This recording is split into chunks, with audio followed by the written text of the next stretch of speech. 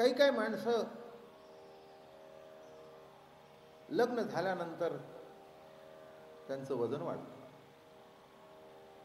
मुलगी अंग धरते, पुरुष सुद्धा हळूहळू पॅन्टचा नंबर बदलतो, पट्ट्याचं हुक बदलतो. हसण्यासारखं काही नाही, वस्तुस्थिती आहे नाही का. जसं स्त्रीने अंग धरलं, पुरुषांनी अंग धरलं, तसं वाणी आणि ज्ञान जेव्हा अंग धरतं तेव्हाच अमृतानुभव प्रगट होतो. थोडंसं समजून घ्या. एक आमच्या वारकरी संप्रदायातले महात्मे फार वर्षापूर्वी बोलले. ते म्हणले, अमृतानुभवातलं तत्वज्ञान कळेल तर जीवनमुक्त व्हाल. म्हणजे पहिल्या प्रकरणातलंच फक्त शिवशक्तीचं ऐक्य आहे, त्याच्यातला तत्वज्ञानाचा गाभा कळला तर जीवनमुक्त व्हाल. आणि त्यातला शिवशक्तीचा विलास जरी नुसता कळला तरी संसार चांगला होईल. म्हणजे पती पत्नीने एकमेकाशी कसं वागावे हे तरी कळेल. कालपासून विलास चालूच आहे रोजचाच. माणसं हसतायत, विनोद करतायत, आनंद आहे, मेळ आहे नाही का. शिवशक्तीची एकरूपता दाखवली आहे, शिवशक्तीचा मेळ दाखवला आहे. जीवनामध्ये मेळ शब्द वापरला जातो पण सगळा अमेळ असतो. तंबोरा लागला म्हणजे काय लागला, एक तार लागली नाही का, मधला जोड लागावा लागतो, इथला खर्ज लागावा लागतो, इथला पंचम लागावा लागतो. आणि सगळे एका सुरात जेव्हा लागतात तेव्हा पंचम जरी असू दे किंवा खर्ज जरी असू दे किंवा मरचा जोड जरी असू दे, वाचताना एक संघ आवाज येतो. कारण मग जाणताय ना, तो म्हणतो वाह काय तंबोरा लागलाय. कारण त्या चारी तारांच्या मध्ये मेळ आहे, अमेळ नाही. तसा संसारामध्ये मेळ असावा, अमेळ नसावा. आणि हे शिवशक्तीचा मेळ म्हणजेच अमृत अनुभवाचं पहिलं प्रकरण. म्हणून समजून घ्या, कैसा मिळू आला गोडीये. कुठे आलोय आपण? कैसा मिळू आला गोडीये, दोघे न माती जगी ये, की परमाणू ही माझी उवाये मांडीला आती. काय मेळ आलाय, वा. मी पहिल्यांदा सांगितले, इथे पती पत्नी संसार सगळे दृष्टांत याच्याशिवाय येऊ शकत नाहीत, कारण हा अध्याय तसा आहे नाही का. शिवशक्ती आणि शेवटी आहे काय, प्रकृती आणि पुरुष. आलं का लक्षात? एखादे संन्यासी म्हणाला की माझा बाईशी संबंध नाही पण प्रकृतीशी आहे. प्रकृती टाकता येते का कुठे? नाही का. प्रकृती सोडता येत नाही. म्हणून असं म्हणण्याचं काही गरज नाही आहे की स्त्री वाईट आहे. नाही नाही नाही, अरे प्रकृती आहे ती, सोडून जातोस कुठे? जाताच येत नाही. किंबहुना प्रकृती आणि पुरुष या दोघांचा मेळ आहे. पण एक तुम्हाला सांगू का, मजा आहे नाही का. पुरुष म्हणजे प्रभू सत्ता, सत्ता मात्र ज्ञान, मूळ तत्व. त्याच्यात कधी बिघाड होत नाही, प्रकृती बिघडते. काय बिघडते हे म्हणजे एक लक्षात घ्या. इथे महिला मंडळ बसलंय, इथे पुरुष बसलेले आहेत. मी यांना विचारलं, का अलीकडे दिसला नाही? ते म्हणे प्रकृती बरी नाही. इथल्या कोणीतरी मातोश्रीला विचारलं, का हो तुम्ही दिसला नाही? ते म्हणे प्रकृती बरी नाही. म्हटलं मला काही कळलं नाही, दोघे एकच उत्तर का देता? जरा माझी प्रकृती बिघडली होती, ठीक आहे. याने म्हणावं माझा पुरुष बिघडला होता, का आलो नाही? सध्या माझ्यातला पुरुष बिघडलेला आहे. म्हणजे पुरुष बिघडला हे बाईने जर म्हटलं तर अर्थ निराळा लागेल. समजून घ्या जाणती मंडळी. पुरुष बिघडला म्हटले किंवा अलीकडे जेव्हा म्हटलं जातं सध्याचे पुरुष सध्या बिघडलेले आहेत म्हटलं तर ठीक सांगतो. पण पुरुष जर म्हणाला का आलो नाही प्रवचनाला, ताप आला होता, 4 पर्यंत होता हो, माझ्यातला पुरुष बिघडला नाही, प्रकृतीच बिघडली. तुमची बिघडली तरी प्रकृतीच बिघडली. म्हणजे ज्याच्यात कधीही काही बिघाड होत नाही तो पुरुष. तात्विक दृष्टिकोनातून ऐका, व्यावहारिक दृष्टिकोनातून पुरुष हाही प्रकृतीच आहे. पुरुष हा पुरुष नाहीच.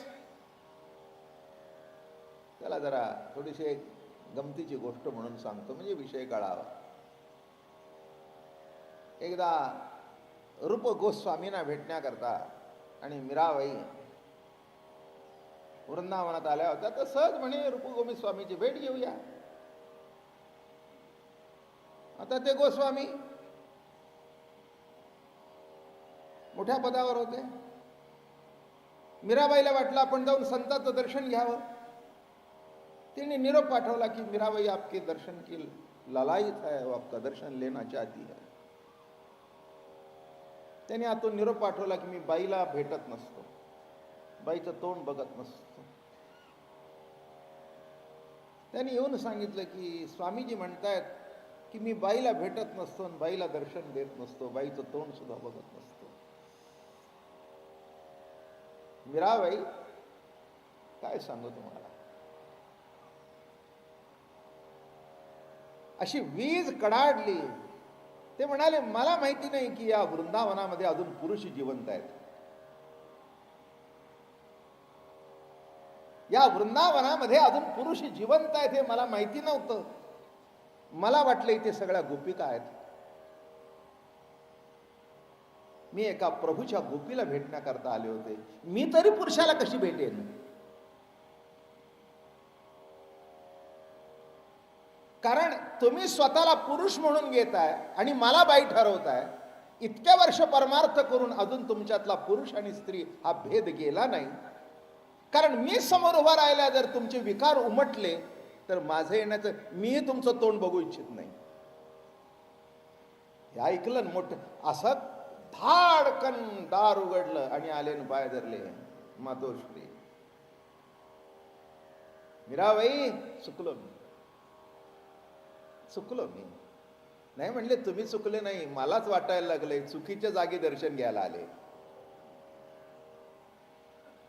तुम्ही चुकला नाही, मला वाटलं मी चुकीच्या जागी दर्शन घ्यायला आले. मला वाटलं प्रभू नामस्मरणामध्ये सगळा अभेद झालेला असेल. देह अवयवलिंग दर्शन तेणे स्त्री पुरुष नामाभिधान, परी आत्मी आत्मा नाही जाण, दोघे समान चित्र. भागवताची उत्कृष्ट अशी उभी आहे. देह अवयवलिंग दर्शन, देहाच्या भेदातून आपण म्हणतो स्त्री आहे हा पुरुष आहे. देह अवयव लिंग दर्शन तेने स्त्री पुरुष नामाभिधान, त्यामुळे आपण म्हणतो स्त्री आहे हा पुरुष आहे. पण आत्मी-आत्मा नाही जाण, पुरुषातला आत्माच आणि बाईतलाही आत्माच. आत्मी-आत्मा नाही जाण का, दोघे समान चित्रूप, दोघही समान आहेत. तेव्हा ही भूमिका नीट लक्षात घ्या. हो, अजून आमच्यातलं बाईला कमी लेखण्याची वृत्ती गेलेली नाही. अहो कसं म्हणता तुम्ही, 2 गोष्टींनी सांगतो. प्रकृती नीट असेल तर कीर्तन, प्रकृती नीट असेल तर धंदा उद्योग, प्रकृती नीट असेल तर जगणं, आणि प्रकृती जर बिघडली तर माणूस म्हणतो मेलेलं बरं. किती महत्व आहे प्रकृतीचं. काय करावं, अलीकडे प्रकृती साथ देत नाही. काय करावं, म्हणजे साथ प्रकृतीची लागते ना का नाही? एकटा पुरुष असून जमतो का? आता खाली येऊ जरा. पत्नी नीट असेल तर प्रपंच चांगला, ती जर बिघडलेली असेल ना तुमची प्रकृती कशाचा संसार करता? कशाचा संसार? सोडून देता येत नाही म्हणून एकत्र राहता, एवढंच. समाज काय म्हणेल म्हणून एकत्र राहता.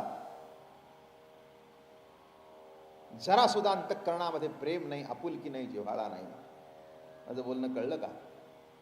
घरातली पत्नी ठीक नसेल तर संसार व्यर्थ आहे.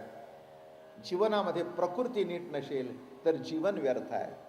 आणि हा अमृतानुभव म्हणजे पहिलं प्रकरण म्हणजे शिवशक्ती प्रकृती पुरुषाचा खेळच आहे. आणि शेवटी दोन्हीही एकरूप आहेत. अमृतानुभवातून कळेल की हा दोघांचा मेळ जमला तर संसारात मजा आहे. काय आता सगळी जाणती मंडळी आहेत, मी काय सांगायला पाहिजे? पती पत्नीचा मेळ जमला तरच संसार, नाही तर कशाचा? सबंध दिवस बोलायचं नाही, आल्यानंतर त्याने टीव्ही बघत बसायचं, तिने ताट आणून पुढे ठेवायचं आणि ताट चालत जायचं.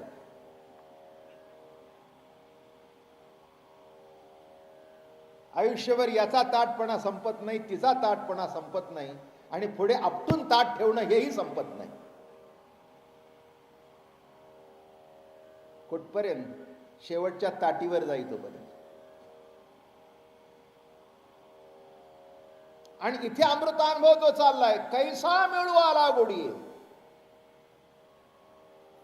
कैसा मिळू आला गोडीये.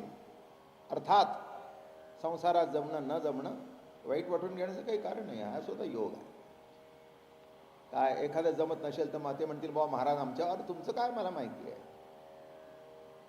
आलं का लक्षात? असं काही नाही आहे किंवा उणं बिणं धुणं काढत नाही आहे मी. जीवनामध्ये सगळ्यांचं जीवन सारखं घडतं असं नव्हे, कोणाचं पटतं असं नव्हे. तुम्ही हे का अर्थ काढत नाही की नाही आपलं घरात दारात जमलं पण माऊलीशी तर मेळ जमला, एवढा अर्थ का काढत नाही? असा अर्थ काढा, जीवन जगा, नाही का? हो, व्यवहारातल्या पुरुषाची जमलं नाही पण पुरुषोत्तम परमात्मा आहे, त्याची गाठ ज्ञानोबा तुकोबांनी आपली घालून दिली आणि आमचा संसार सुखाचा आहे, असं का मानू नये? असं का मानू नये? एवढ्या करताच आहे. नाही त्या दृष्टांतातून असं माणसांना वाटेल की ठीक आहे महाराज आपलं बोलता, अरे तुमचं काय संबंध आहे मला? पण हे मांडण्याकरता हे मांडायलाच पाहिजे, कारण इथे मिळू आला गोडी आहे म्हणतायत, नाही का? अरे आयुष्यात कुणाचा मेळ कुठे लागतच नाही, आयुष्यभर अमेळ आहे. आपल्या जीवनामध्ये साधुसंत भेटले आणि कुठेतरी जीवनाचा मेळ लागला, ताळमेळ लागला. जीवनामध्ये कुठेतरी सुखाने बसायला जागा मिळाली, कुठेतरी दोन शब्द चांगले कानाने ऐकायला जागा मिळाली. हा नाही का मेळ लागला? आणि हेही भाग्य थोर आहे. म्हणून नीट लक्षात घ्या इथे महाराज काय म्हणतात. तेव्हा अर्थ असे फाटे फोडू नका त्याला, मला पर्याय नाही इथे. हे असंच आहे. अमृतानुभवाचं शिवशक्तीचं प्रकरण जे आहे ते पती पत्नी पुरुष प्रकृती हे सगळे शब्द तिथे आहेत. आणि हे शब्द आल्यानंतर संसारामध्ये घरामध्ये दारामध्ये तुमच्या माझ्या जे नातं चालतं, मग ते उलट असू दे सुलट असू दे नाही तर मेळीचं असू दे, सगळीच नाती मांडावी लागतात. काय ताट वाढलं म्हटल्यानंतर मीठ वाढायलाच पाहिजे, चटणी वाढायलाच पाहिजे, कोशिंबीर वाढायलाच पाहिजे, भात वाढायलाच पाहिजे, वरण वाढायलाच पाहिजे. नुसतं वरण वाढून जमत नाही, नुसता भात वाढून जमत नाही. तोंडी लावायला मेथकूट तरी पाहिजेच, लोणचं तरी पाहिजेच. तसं जीवनाचं ताट वाढल्यानंतर या सगळ्या खारट आंबट तुरट तिखट गोष्टी येणारच, हे गृहीत धरा. तसं अमृतानुभव म्हणजे काही सगळ्यातून अमृत तत्वाचा अनुभव घेणं, हाच अमृतानुभव जगणं. माझं बोलणं कळलं का? अहो गोड आहे ते गोड लागेलच ना. माझं बोलणं कळलं? गोड आहे ते गोड लागेलच ना. जे गोड नाही ते गोड करून खाणं, एवढ्या करता ताकद लागते. माझं बोलणं कळलं? गोड आहे ते काय आहे त्याच्यात आहे विशेष?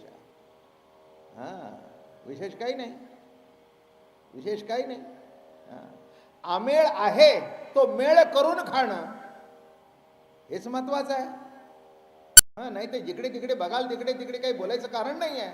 आणि म्हणून काय शब्द चाललंय, एका शब्दाचं विवरण चाललंय, कैसा मिळू आला गोडीये दोघे न माती जगिये की परमाणू ही माझी उवाये मांडीला हाती. काय मेळ आलाय गोडीला.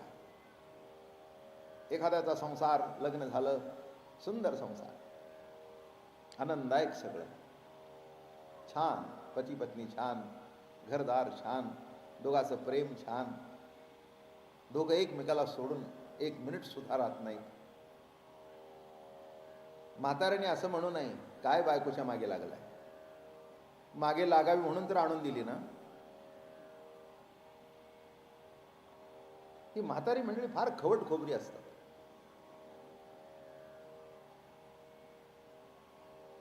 खवट खोबरं कळलं का? नाही कळलं. चला सांग. खवताना कळत नाही, तोंडात गेल्यानंतर कळतं खवट आहे म्हणून.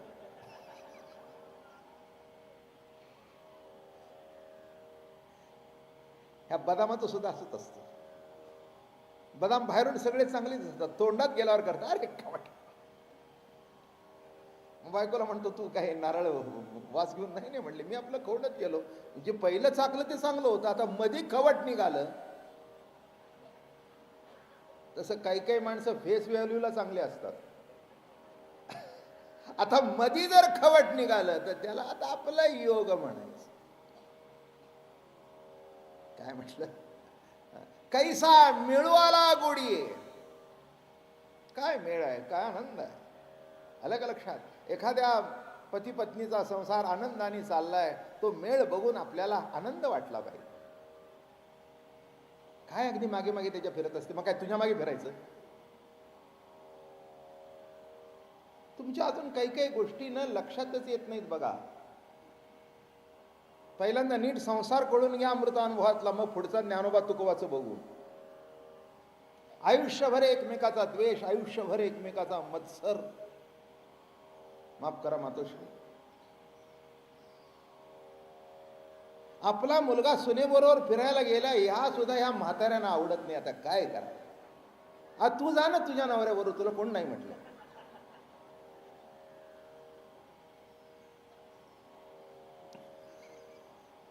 काय देशमुख साहेब तुम्ही हसताय, आता आम्ही काय. आता जाऊ दे ना फिरायला, तुला काय गेला घेऊन तिला फिरायला. अगं आता तू राहिली नाहीस ना फिरायला न्यायची.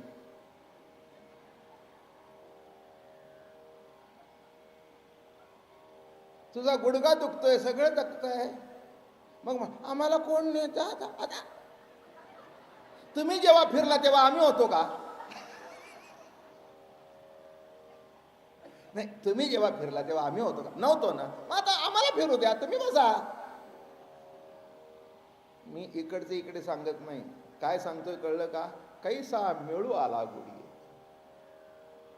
तुम्ही विचार करून बघा, एक शब्द इकडे तिकडे सांगणार नाही. फक्त माझं काम एवढं आहे, ज्ञानोबारायांनी अशा दुकानात नेमणूक केली आहे, असा माल उघडून दाखवावा. माल आमचा नाही, सेल्समॅनची भूमिका आमची. आणि एवढंच बघायचं, टाकलेला माल परत येता कामा नये, तुम्ही घेऊनच गेला पाहिजे.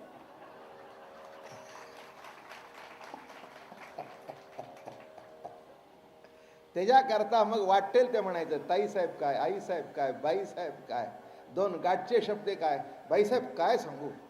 आत्तापर्यंत मी 25 बायकांच्या अंगावर साडी घातली, पण तुम्हाला जी खुलून दिसते ना, खरंच खलास, गेलं विकलं गेलं.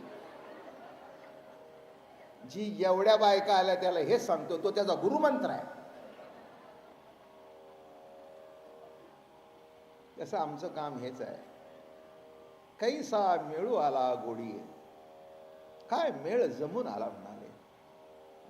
असा मेळ जमून आला पाहिजे. बैठकीचा मेळ, बोलण्याचा मेळ, संगतीचा मेळ, जेवणाचा मेळ, भांडणाचा सुद्धा मेळ. जेव्हा भांडणाचा मेळ जमून येतो ना, तेव्हा ती म्हणते, असं सुनावलं आज, लग्न झाल्यापासून इथे साठून राहिलं होतं.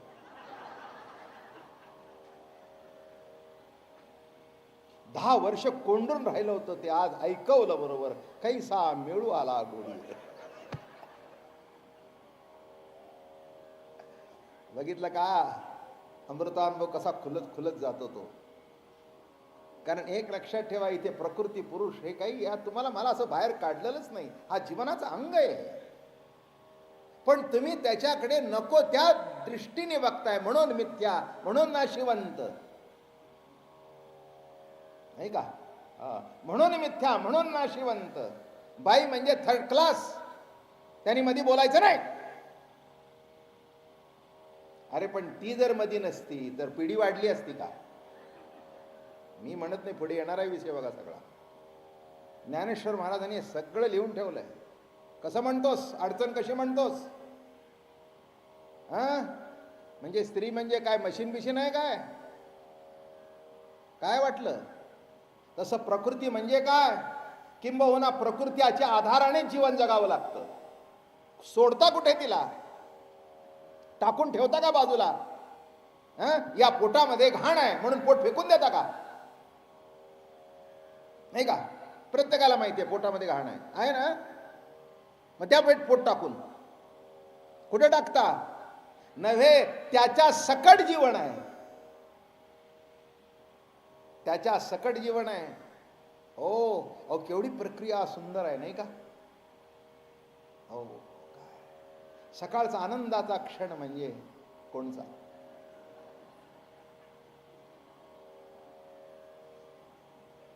विचार करून बघा, हसू नका, बारकावेने विचार करा.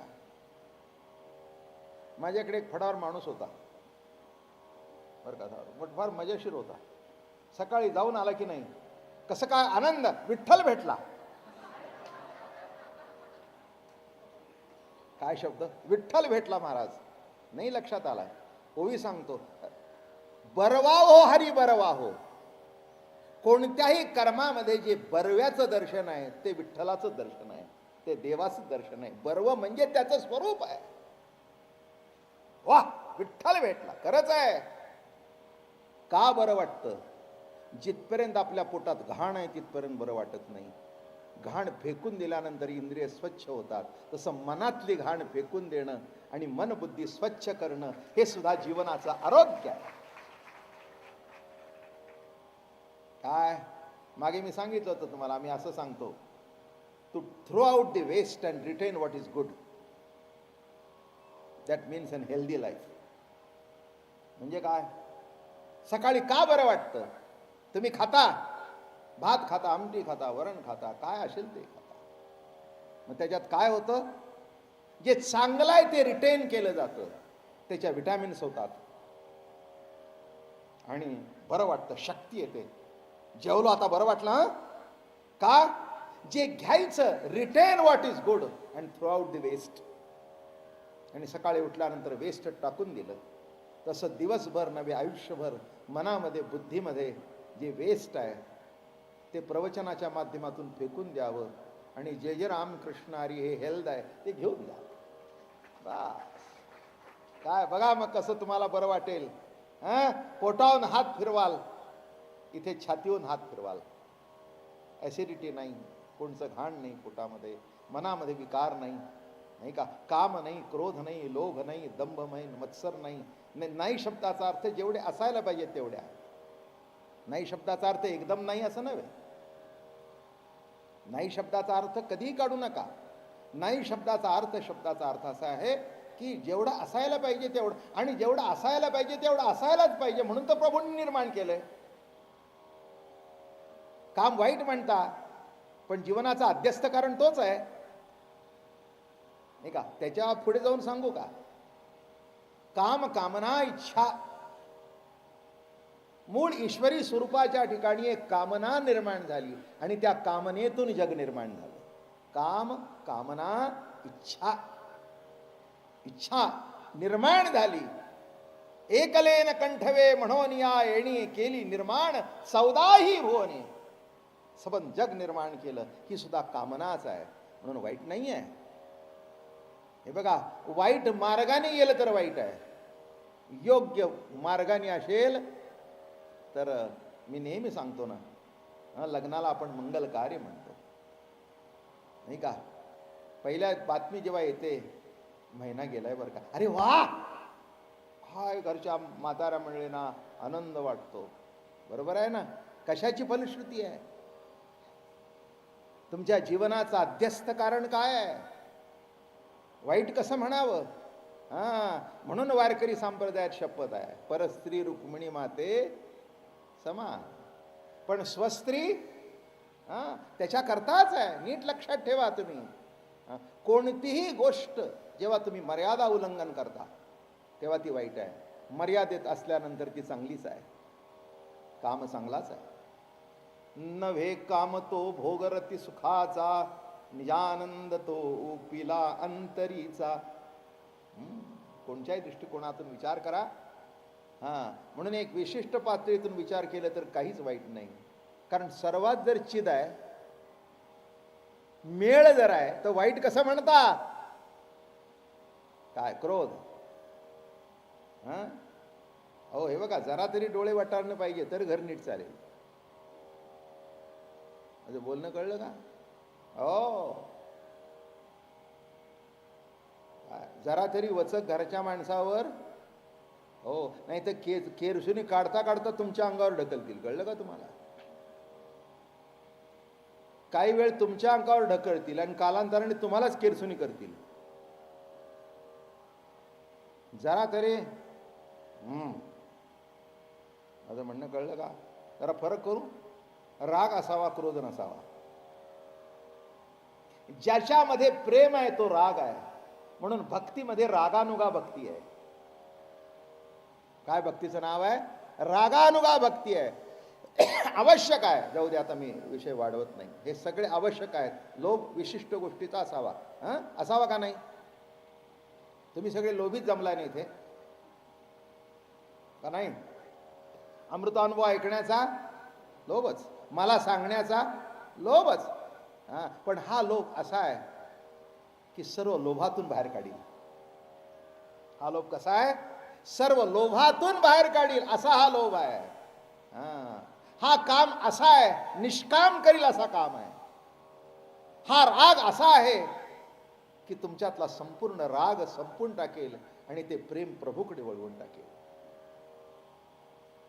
बरं का? दंभ विशिष्ट प्रमाणात असावाच. माझ्या ज्ञानोबा तुकोबासारखे संत जगात नाहीत. अहंकार नाही, हे वस्तुस्थितीचं वर्णन आहे. अहंकार कुठे? आपण जे कर्म करतो त्याच्याबद्दल आपल्याला स्वाभिमान असायला पाहिजे का नाही? लक्षात ठेवा, प्रभूंनी चांगली प्रत्येक गोष्ट, वाईट काही नाही, फक्त तिचा उपयोग जर वाईट केला. एक दृष्टांत सांगतो पुढे जातो. मागेही सांगितलंय. दरोडेखोराच्या हातात चाकू गेला तर वध होतो, आणि डॉक्टरच्या हातात चाकू गेला तर ते उलट सुलट फाटलेलं नीट फाडून पुन्हा शिवून नीट करतो. तेव्हा चाकू कोणाच्या हातात असावं ते बघा. बोलणं कळलं नाही का? चाकूने पोट फाडलं तर पुन्हा डॉक्टर का चाकू घेतो? चाकू वाईट नाही आहे, त्याचा उपयोग जर योग्य केला, तसं प्रत्येक गोष्टीचा उपयोग जर चांगला केला तर प्रत्येक गोष्ट चांगली आहे. आणि म्हणून हे जर कळलं तर कैसा मेळू आला गोडीये, कैसा मेळू आला गोडीये. मग जे जे कर्म घडेल त्याच्यातून आनंद. काय यांच्या प्रेमाचं ऐक्य सांगावं. त्यांना जगा एवढे घर मिळाले. किती मोठं घर मिळालं? दोघे न माती जगई ये. केवढं मोठं घर? जगा एवढं घर मिळालं तरी त्याच्यात ते मावत नाहीत. एवढे मोठे आहेत ते, एवढे मोठे आहेत. एकदा चर्चा चालली, राष्ट्रपती एकटा आणि एवढं राष्ट्रपती वन का?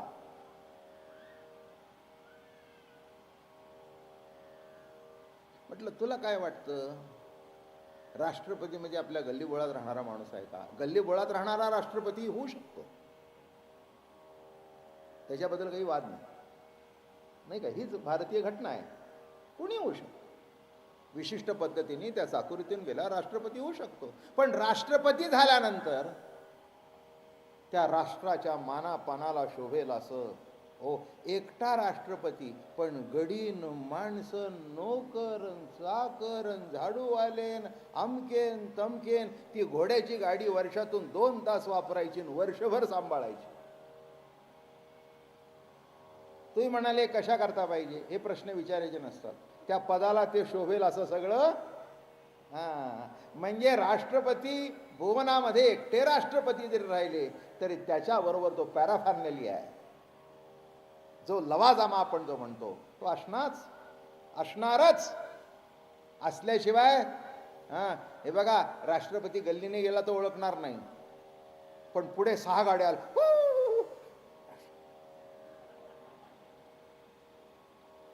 ती गाडी चक चक चक चक करत होती, मागे 2 गेले गेले गेले, कोणचे गेले तेही कळले नाही. काही काही नाही माहिती नसतं तसं सांगतं. अजून सुद्धा एकाला परवा मी विचारलं सध्या राष्ट्रपती कोण आहे, तर म्हणे अब्दुल कलाम आहे. मी अतिशोक्ती करत नाही आहे, काही माहिती नसतं. अरे म्हटलं नाही बाबा, आता जळगावच्या प्रतिभाताई पाटील आलेल्या आहे. असं होय म्हणला, म्हणजे बाई सुद्धा राष्ट्रपती होऊ शकते का? अरे म्हटलं बाबा, शिवशक्तीचं ऐक्य आहे. नाही नाही, अहो माणसं, खरंच मी तुम्हाला काय वाटतं, विनोदाकरता सांगतो, या जगात माणसं अशी आहेत, तुम्ही तिथे प्रश्न विचारतात काही काही त्यावेळेला टीव्हीला, त्याला बघा, महाराष्ट्राचा मुख्यमंत्री कोणी आहे हेही माहिती नसतात. मी एकाला विचारलं तुम्हाला माहिती आहे, आमचं काय घेणं देणं आहे म्हणले त्याच्याशी, हेही बरोबर आहे.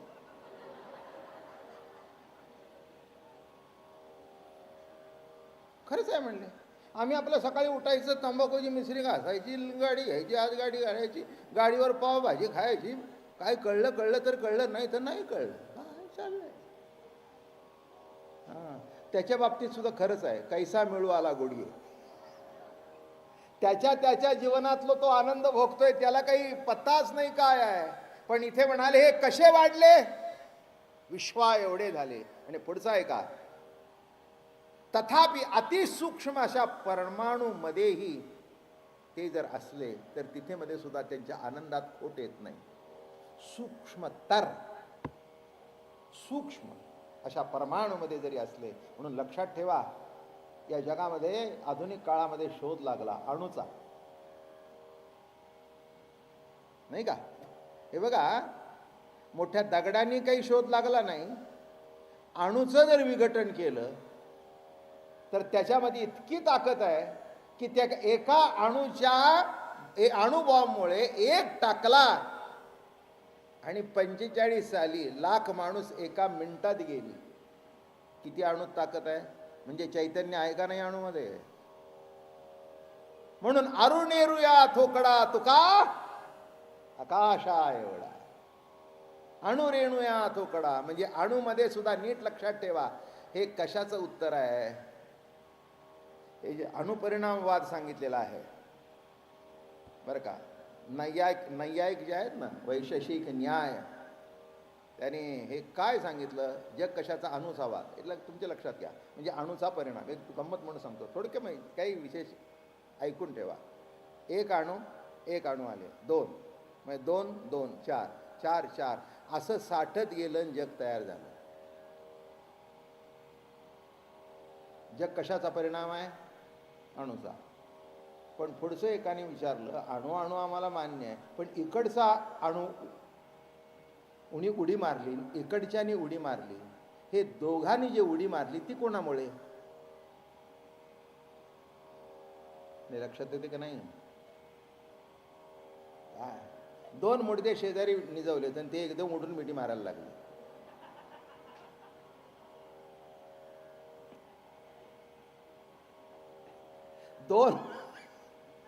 दोन मुडदे शेजारी निजवलेले आहेत आणि एकदम मिठी मारायला लागले, त्याचाच अर्थ ते मुडदे नाहीत. त्याचा अर्थ काय? ते मुडदे नाहीत, ते जिवंत आहेत, फक्त मेल्याचं सोंग. मग एक अणू जर इकडून उठतोय आणि एक अणू जर इकडून उठतोय आणि दोघं जर मिलन होतोय, जग निर्माण होतोय, त्या अर्थी अणूमध्ये सुद्धा चैतन्य. बस एवढा मुद्दा कळला म्हणजे झाला. आणखी निराळं काही खंडन करायची काही गरज नाही आहे, नाही का? म्हणून प्रकृती पुरुष महाराजांनी उडवलं, मग ब्रह्मसत्य जगत मिथ्या हे नाही सांगितलं. मग इथे अणूचं विवरण करताना म्हणाले त्या अणूच्या ठिकाणी सुद्धा चैतन्य आहेच आहे.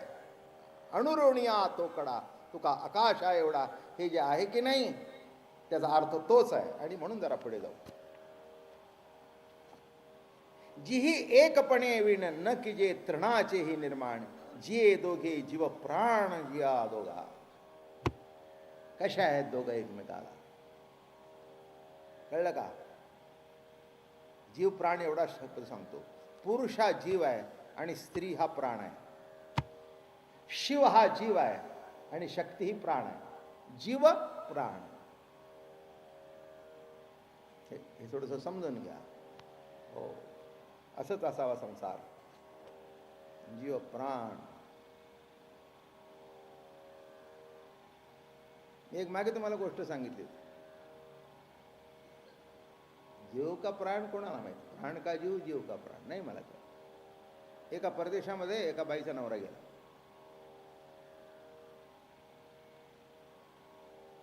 छान गोष्ट, अनुकरणीय. नवरा गेला आणि तिथे आपल्यासारखं जाळत नाही, तिथे पुरतात. आपल्याकडे सुद्धा काही काही समाजामध्ये पुरण्याची पद्धत आहे. आणि मग ते पाणी बिणी घातलं होतं आणि ती बाई त्या थडग्याजवळ असा वारा घालत बसली. दुसरी प्रेत. काय प्रेम, काय प्रेम, असं कुठे बघायला मिळालं नाही. अहो, गेला तरी त्या थडग्याला वारा घालते. मैत्रीण तिथे भेटली. अगं, आमची लग्न झाली पण असं प्रेम नाही ग, तू थडग्याला वारा घालतेस. गप्प बस म्हणली.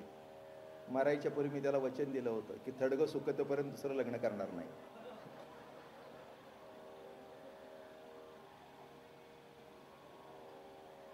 तेव्हा हा जो प्रयत्न आहे तो थडगं लवकर सुकण्याचा प्रयत्न आहे.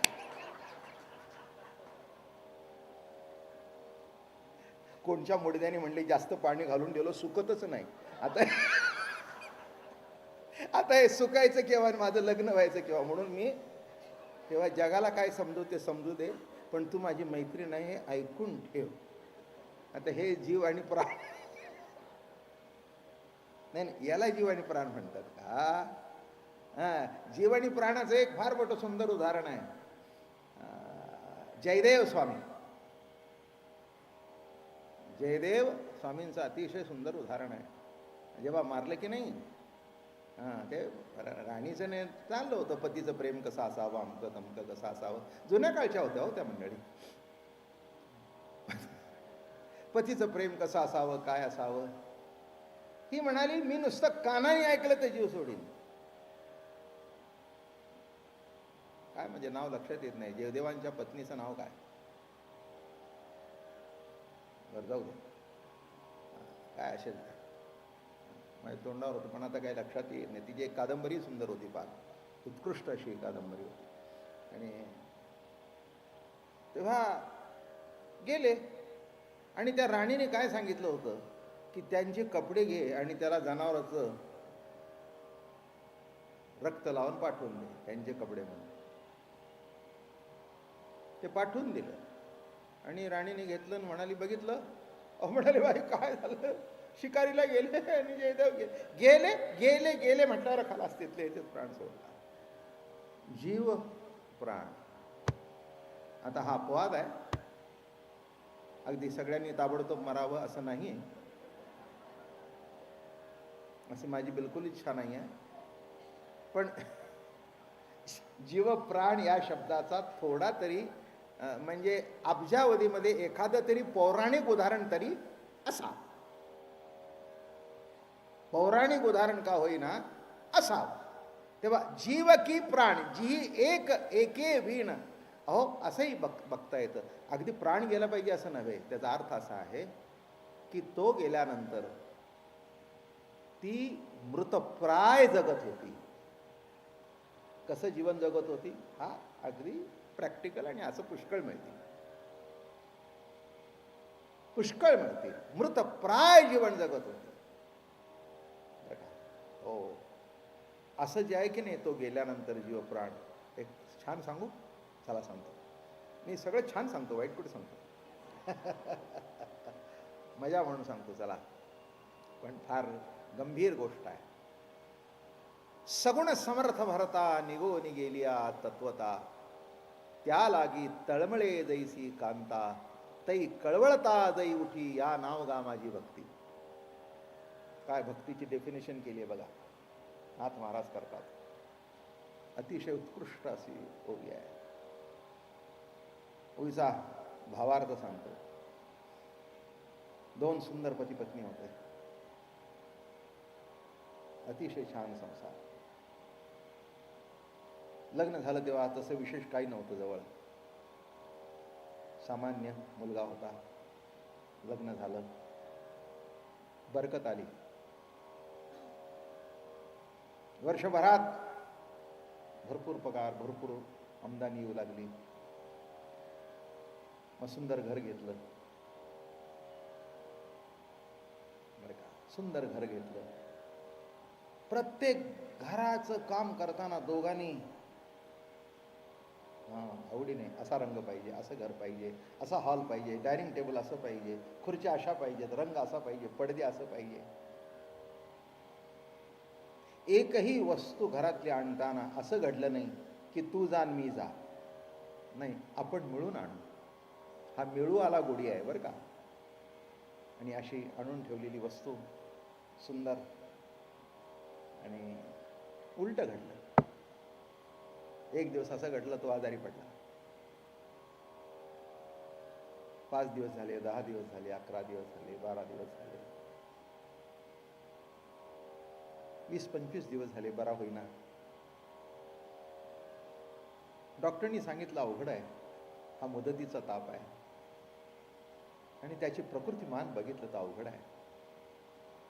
आणि त्याच्या उशाला बसून राहिली, सारखे डोळ्याला धार होती. थोडक्यात आटपला तो. दगडासारखी बसली अशी. डोळ्यातून एक अश्रूचा ठेम नाही.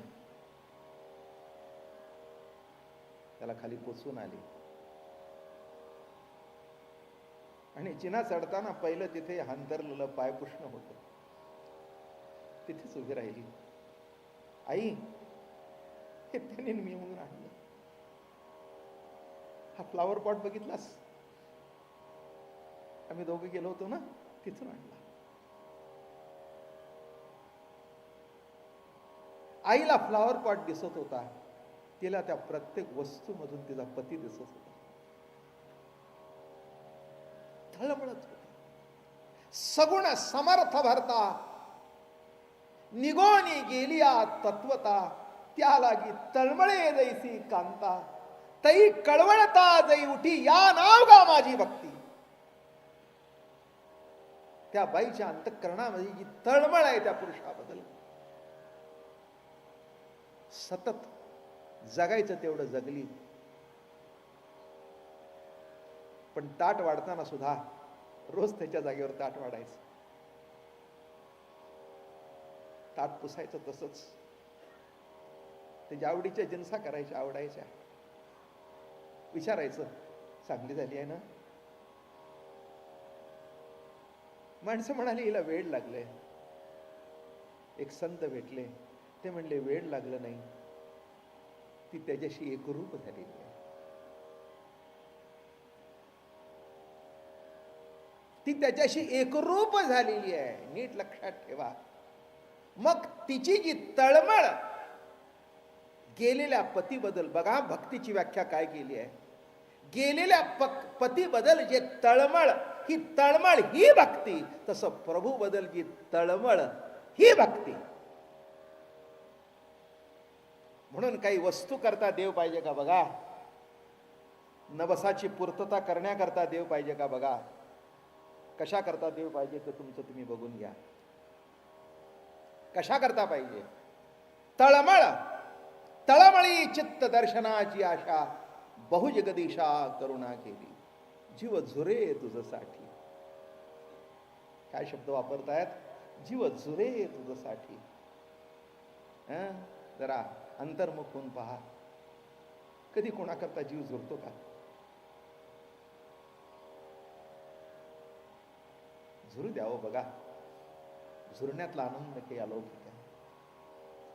सगळे सुफी संत, सगळे ज्ञानेश्वर महाराज विरहणे जगा गातात तेव्हा जुरतायत त्याच्याकरता. भेटवा हो त्यासी चरण झाडीन केशी, सगुण रूपाशी म्यो भाळली. कोण्या गुणे काहो रुसला गोवळू, सुखाचा चावळू मजशी न करी ओ माये. भेटवा हो त्यासी चरण झाडीन केशी. काय गोड लिहितात. वेधला जीव माझा भेटवा भेटवा भेटवा श्रीरंग. काही तो स्वामी देखेन, काही ये बिरडे भेटेल, युगाहोनी वडील निमिषमानी. ही जी झुरण्याची अवस्था आहे, ही झुरणं हीच भक्ती आहे. झुरावं, विरावं, उरावं, पुन्हा झुरावं, पुन्हा विरावं, अशी ही प्रक्रिया नामेच अलौकिक भक्ती. आणि म्हणून या ठिकाणी महाराज म्हणाले, जी एकपणे वीण न कीजे तृणाचेही निर्माण. ज्यांच्या एकपणातून तृणाचंही निर्माण होत नाही. जी दोघे जीव प्राण या दोघा, ब्रह्मदेवापासून इथपर्यंत या दोघांच्या ऐक्यातून जग निर्माण होतं. म्हणायला दोन आहेत पण असायला एकच आहेत. म्हणायला दोन आहेत, सांगू का? पती पत्नी दिसायला दोन असतात पण असायला एकच असतात. असायलाच पाहिजेत. असायला एक असतात नव्हे, असायलाच पाहिजेत. हा संसारातला सिद्धांत जर कळला नाही तर जीवन सगळं अपसिद्धांत होऊन जाईल. बरं का? जीवन सगळं व्यर्थ होऊन जाईल. याचा परस्पर अनुभव तोची जगाचाही ठाव. जरी परस्परता वाव तरी जग हे किमात्मक. परस्पराला जर वाव आहे तर जग जग काही नाही. म्हणण्यापुरतं तिसरं आहे. मूल म्हणण्यापुरतं तिसरं आहे. तत्वता मूल नाहीच आहे. त्यांचंच व्यक्त दर्शन आहे. तेच आहेत ते. म्हणून याचे परस्परे विण नव्हे तृणाचेही निर्माण. आणि याचीही परस्परता तव जाण आवडीची पूर्ती. हा खेळ कशा करता चाललाय? आवडीपुरता, आवडीपुरता, आवडीपुरता. चला मजा सांगतो संसारातली. रोज पत्नी स्वयंपाक करत होती. एक दिवस रविवार होता. तो म्हणाला, आज तू बाजूला बस, आज मी स्वयंपाक करतो. तुम्हाला काय येतंय? अगं म्हणला, मला काही नाही येऊ दे, पण काय येतंय ते तर बघ. तुम्ही काहीतरी करून ठेवाल. अगं काहीतरी काय करतो ते बघ ना. आलं का लक्षात? मग आपलं त्यांनी भाजी केली, भात केला, आमटी केली, येत होतं त्याला करायला. काय ती म्हणली, एवढ्या दिवस केलं नाही तो. ती म्हणली, रोज सांगशील म्हणून केलं नाही.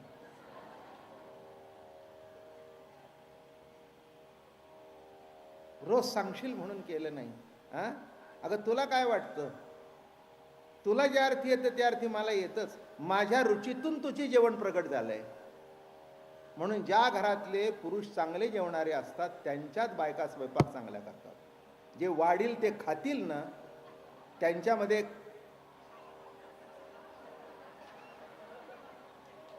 ज्याच्या पुढे कडबाट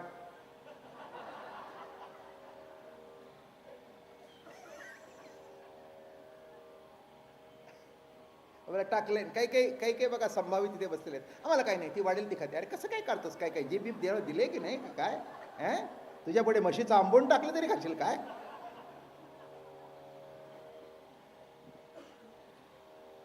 कैसा मिळू आला गोडी. आंबवून टाकलं तर खाशील का? नाही, असंच पाहिजे, नीट पाहिजे, छान पाहिजे. नवरा चांगला जेवणारा असला की समजावं तुम्ही, ती बायको तयारच व्हायला पाहिजे. हे जर तिला नको तिथे सांभाळत बसलं तर बायकांना जिथे सांभाळावं तिथे सांभाळावं, जिथे काट्यावर धरावं तिथे काट्यावरच धरावं.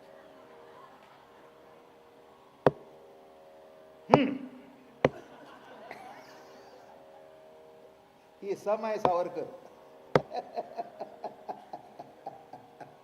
काय ही सम आहे? जिथे प्रेम करावं तिथे प्रेम करावं, पण भात खराब झाला टाकून द्या, खाऊ नये एक दिवस, म्हणजे आज खाल्लं नाही, आज खाल्लं नाही म्हणजे दुसऱ्या दिवशी नीट करेल. बरं असू दे, ते खातो. अरे येड्या,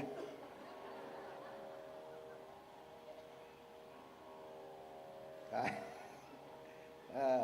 कैसा मिळू आला गोडी आहे. मी कशा करता सांगितलं, हे सगळ्या संसाराची अंग जेव्हा कळतील तेव्हा तुम्हाला अमृतानुभव कळेल. काय गोड लिहिता तो. असो अंगीचे आवडी करून एकची उठे द्विधा भान, तया दोघे जाण विण तृणई परी जाण रूपाते नये. कसे दोघे उठलेत बघा, कसे. मग ती गेलीच पुढे, तिने काही तसं त्याला करून दिलं नाही. अहो तुम्हाला नाही जमत, मी खाऊन देतो. बोटबीट कापलं, तुला काय करायचं आहे. शेवटी फुरका बिरका मारला, खरंच चांगलं झालं या. मग ती हळूच म्हणते, मीठ टाकायच्या टायमाला मीच म्हटलं ना कमी टाका म्हणून. अहो तुम्ही जास्ती टाकलं होतं, दुसरा मीच म्हटलं हळू टाका म्हणून. थोडं तरी मला क्रेडिट द्या ना. अगं म्हणला, सगळं क्रेडिट तुझंच आहे. तू माझी चांगली आहेस म्हणून माझं प्रवचन चालू आहे.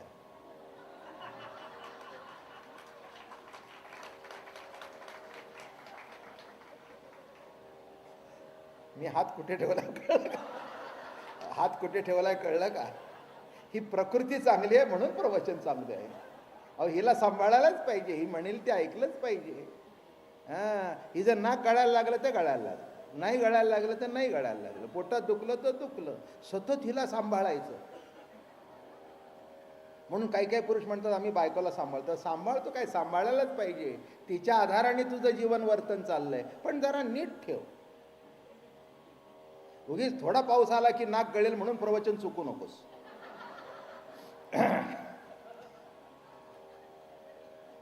ते म्हणाल काय बाबा महाराज तुम्ही कुठूनही फिरत असता म्हणून तर बाबा महाराज आहे.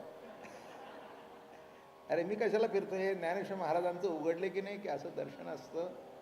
ज्ञानेश्वर महाराज एक अलौकिक व्यक्तिमत्व होऊन गेलं.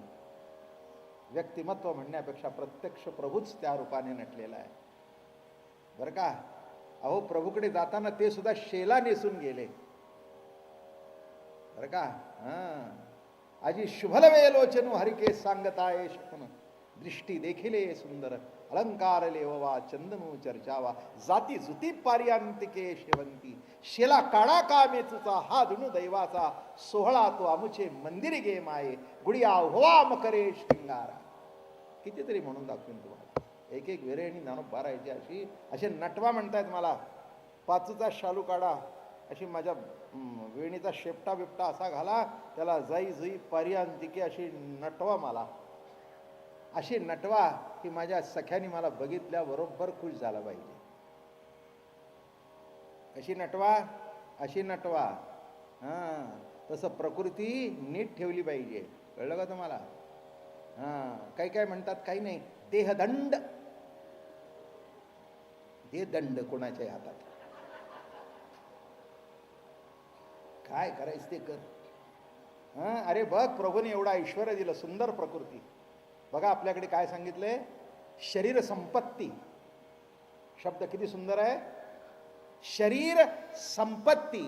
ज्याला शरीर संपत्ती उत्तम असेल म्हणून तुकाराम महाराजांनी प्रार्थना केली, नको जाऊ देऊ भंगा, गात्रे माझी पांडुरंगा.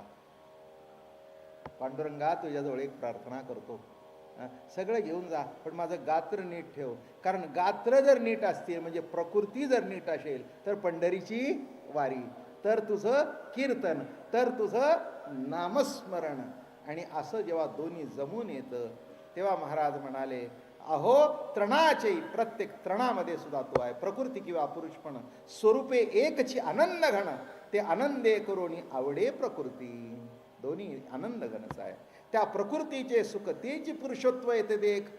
प्रकृतीचं जे सुख तेच पुरुषाचं सुख आहे ना. तुम्ही सुखी असला म्हणजे मालक सुखी असतात ना, आणि मालक सुखी असला म्हणजे तुम्ही सुखी असता ना, नाही का. हो, नुसतं मालकाचं दुःख त्रास असेल तर बाईचा चेहरा, का हो आज तुमचा चेहरा उतरलेला नाही, हो कालपासून यांची तब्येत बरी नाही. म्हणजे आजारी पडला तो पण व्यथा. मग याचं उलट आहे, का हो सध्या, अहो तिची तब्येत बरी नाही, खरं नाही, तरी पण उठते करते, आपल्यालाच वाईट वाटतो. काय कळलं?